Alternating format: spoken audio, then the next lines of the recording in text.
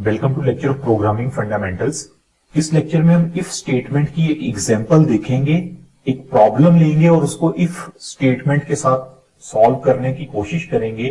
जो if statement basically होती क्या है, इससे हम जो पहले वाला लेक्चर है उसमें उसको डिस्कस कर चुके हैं, हमने डिटेल में डिस्कस किया था। तो आज इफ स्टेटमेंट से एक प्रोग्राम लिखते हैं और उसको समझते हैं कि वो किस तरह से हम उसको एग्जीक्यूट करवा सकते हैं। तो हमारे पास आप देखिए यहां पे सबसे ऊपर लिखा हुआ है write a program in C++ using a simple if statement. यानी सिर्फ इफ स्टेटमेंट को हमने यूज करना है। That takes 3 integer value from the user and display the highest and lowest number या highest and lowest value display करवाए। तो अब हम देखते हैं कि इसको किस तरह से लिख सकते हैं। उसको मैं आपको पूरा प्रोसीजर समझाता हूं कि है क्या चीज ये। देखिए यहां पे एक कोड लिखा हुआ है मेरे पास, ये एक कोड है मेरे पास जो कि कोड है हाईएस्ट और लोएस्ट नंबर या हाईएस्ट और लोएस्ट वैल्यूज को डिस्प्ले करवाने के लिए।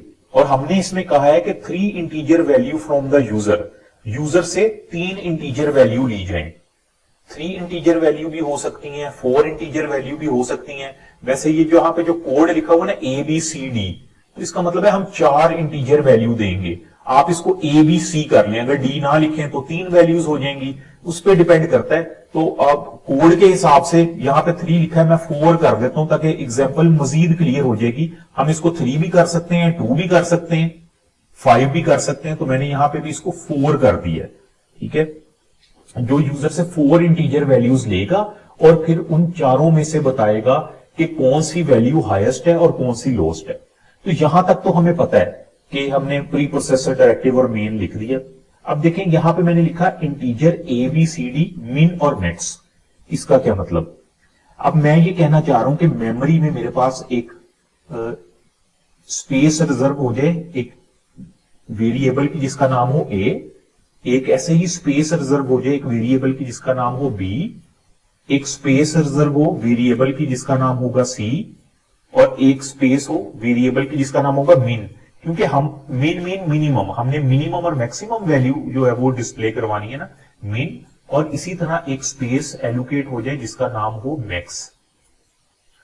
यहां तक तो हमें इस प्रोग्राम में समझ आ गई कि हमने क्या किया है। हमने इंटीजर जो डाटा टाइप है डिफाइन किया, आगे लिख दिया ABCD मिन और मैक्स, यानी ये वेरिएबल नेम्स हैं जिनको हमने जो डिक्लेयर किए ABCD मिन और मैक्स। उसके बाद लिखा है C in ABCD, यानी इसका मतलब है कि यूजर से इनपुट मांगे। A की वैल्यू यूजर देगा, एंटर करेगा B की वैल्यू, C की वैल्यू और D की वैल्यू। ये वैल्यूज उसने एंटर करनी है यूजर ने। इससे पहले एक लाइन हम और भी लिख सकते थे जिसमें हम लिख सकते थे cout please enter the value of A, B, C and D। इस तरह से भी हम लिख सकते थे। तो बहरहाल ये C इन का मतलब है कि अब हम यूजर ये वैल्यूज देगा ABCD की, यानी 4 वैल्यू यूजर देगा। सपोज करते हैं यूजर वहां पे इस तरह से लिख देता है, 4 वैल्यूज थी, यूजर लिखता है A की वैल्यू सपोज करें 10 लिख दी, B की वैल्यू 20 लिख दी, C की वैल्यू 5 हो गई और D की वैल्यू हम कर लेते हैं 25 कर लेते हैं। तो इनपुट में आपको पता है जब हम 10 देंगे फिर स्पेस 20 स्पेस 5 स्पेस 15 जैसे ही एंटर करेंगे तो ये वैल्यूज असाइन हो जाएंगी, ठीक है। और दूसरा तरीका ये, आप 10 लिख के एंटर प्रेस करें, फिर 20 लिखें, फिर एंटर प्रेस करें, फिर 5 लिखें, फिर एंटर प्रेस करें और 25 लिखें, फिर एंटर प्रेस करें। जैसे ही 25 लिखने के बाद आप एंटर प्रेस करेंगे इसका मतलब वैल्यूज असाइन हो गई। तो अब हम ये कह सकते हैं कि इस वक्त क्या है, हमारे पास A के अंदर 10 वैल्यू आ जाएगी, B के अंदर हमारे पास 20 वैल्यू आ जाएगी, C के अंदर हमारे पास 5 वैल्यू आ जाएगी और D, यहां पे देखें मैंने D तो बनाया ही नहीं था, हम यहां पे D भी लिख देते हैं। D के अंदर मेरे पास आ जाएगा 25, D के अंदर मेरे पास 25 आ जाएगा। अगली लाइन में लिखा है min equal to max equal to A। आपको पता है जब हम ये सिंगल इस तरह से सिंगल ऑपरेटर को यूज करते हैं तो उसका मतलब होता है कि हम ये असाइनमेंट ऑपरेटर इसको पढ़ते हैं। यानी यहां पे हम ये कहना चाह रहे हैं कि A की जो भी वैल्यू है वो मैक्स में स्टोर हो जाएगी और जो मैक्स में वैल्यू है वो मिन में स्टोर हो जाएगी, ठीक है। तो अब A में क्या वैल्यू है, A में 10 है, वो 10 वैल्यू कहां चली जाएगी, मैक्स में भी चली जाएगी और मैक्स में अब क्या 10, वही 10 वैल्यू मिन में चली जाएगी, मिनिमम भी यहां पे 10 वैल्यू आ गई। यहां तक तो ये चीज हो गई। आगे इफ स्टेटमेंट का यूज है, लिखा हुआ है if b is less than minimum.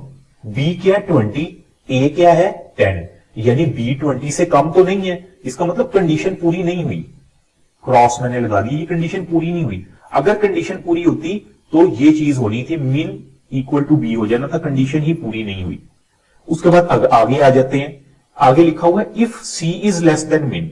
सी क्या है 5 और ए क्या है, और मिनिमम वैल्यू क्या है हमारे पास 10, यानी C is less than minimum. 5 is less than 10, इसका तो ये मतलब है ना, C is less than minimum, 5 is less than 10। Yes, ये तो ट्रू है, ये ट्रू है, मैंने टिक लगा दिया ट्रू है। अगर ये ट्रू है तो क्या हो, minimum equal to c. Minimum की जो वैल्यू है वो हो जाए जो सी की है, यानी सी की वैल्यू मिनिमम में आ जाएगी। सी में क्या पड़ा है 5, ये 5 मिनिमम में आ जाएगा, यानी ये 10 यहां से खत्म हो जाएगा। अब यहां पे क्या आ गया, 5 आ गया मिनिमम में। इस तरह से मैंने 5 लिख दिया। उसके बाद आगे देखते हैं, आगे लिखा हुआ है if d is less than minimum. D क्या है, डी 25 है और मिनिमम क्या है 5, तो 25 तो 5 से बड़ा होता है, इसका मतलब ये कंडीशन पूरी नहीं हुई, इसको भी हम इधर छोड़ देते हैं। ये तो हमारे पास हो गई मिन की। उसके बाद अब देखें, आगे लिखा हुआ है if b is greater than maximum. B क्या है हमारे पास, बी तो है हमारे पास 20 और मैक्सिमम है 10, इसका मतलब है b is greater than maximum है, तो ये वाली कंडीशन चलेगी। अगर b is greater than maximum है तो हमने क्या कहा, maximum equal to b. Maximum में बी की वैल्यू आ जाए, ये मैक्सिमम वाला वेरिएबल है ना, इसको यहां से 10 खत्म हो जाएगा, बी की क्या वैल्यू 20, मैक्सिमम में 20 वैल्यू आ जाएगी। उसके बाद लिखा है if C is greater than maximum. C क्या है 5 और मैक्सिमम क्या है 20, 5 तो 20 से ग्रेटर नहीं है, इसका मतलब ये वाली कंडीशन भी नहीं चलेगी। नेक्स्ट आ जाता है if C is greater than maximum. यहां पे सी लिखा हुआ है, एक चीज आप सही कर लीजिएगा, इसको डी कर लें, टाइपिंग एरर है, इसको डी कर लें। If d is greater than maximum then maximum equal to d. अब डी में देखते हैं, डी में 25 है और मैक्सिमम में 20 है, इसका मतलब डी की वैल्यू जो है वो मैक्सिमम से तो ज्यादा है। ये वाली स्टेटमेंट एग्जीक्यूट होगी तो क्या हो, मैक्सिमम इक्वल टू डी, यानी मैक्सिमम के अंदर डी की वैल्यू रख दे। डी क्या है 25, यहां से 20 भी खत्म हो जाएगा और यहां पे हो जाएगा मैक्सिमम में 25 आ जाएगा, यानी इस वाले के अंदर मैक्सिमम जो वेरिएबल है उसमें 25 आ जाएगा। अब देखें आउटपुट में हमने क्या कहा, द मिनिमम वैल्यू, हम चाह रहे हैं हमारे पास लिखा है द मिनिमम वैल्यू इज, आगे लिखा हो मिन, यानी जो मिनिमम में वैल्यू पड़ी है, मिनिमम में क्या पड़ा 5, हमारे पास 5 डिस्प्ले हो जाएगा। फिर नेक्स्ट लाइन में क्या लिखा आएगा, द मैक्सिमम वैल्यू इज, आगे हमने स्ट्रीम इंसर्शन ऑपरेटर और मैक्स लिखा है, क्या जो मैक्स में वैल्यू पड़ी है, मैक्स में क्या पड़ा 25, तो हमारे पास 5 और 25 डिस्प्ले हो जाएगा। हमने यही इनपुट्स दी थी ना स्टार्ट में, 10, 25 और 25। तो अब देख लें इसके अंदर जो मिनिमम है 5 है, हमें 5 डिस्प्ले कर देगा, मैक्सिमम 25 है, 25 डिस्प्ले कर देगा। तो ये बिल्कुल हमने एक इफ स्टेटमेंट को यूज किया। यहां पे आप इस तरह से भी कर सकते हैं, जिस तरह मैंने स्टेटमेंट के आगे ही लिख दिए ना, आप ये कर सकते हैं, मिन को अगली लाइन में भी लिख सकते हैं। यानी हमने इस तरह से पढ़ा था ना कि ये एक स्टेटमेंट है इफ के अंदर कोई कंडीशन है, ठीक है, अगर ये कंडीशन पूरी हो तो क्या हो, वो हमने लिखा हुआ है मिन इक्वल टू बी, ठीक है। इफ के पूरा होने पे ये चले, यानी अगर ये ट्रू होगी तो ये चलेगा। इसको आप करली ब्रेसेस में भी लिख लें तो ज्यादा बेहतर प्रैक्टिस हो जाएगी एक। इसी तरह ये सेकंड वाला इफ है, उसके बाद भी आप एक लाइन में भी लिख सकते हैं और उसको नेक्स्ट लाइन में भी लिख सकते हैं।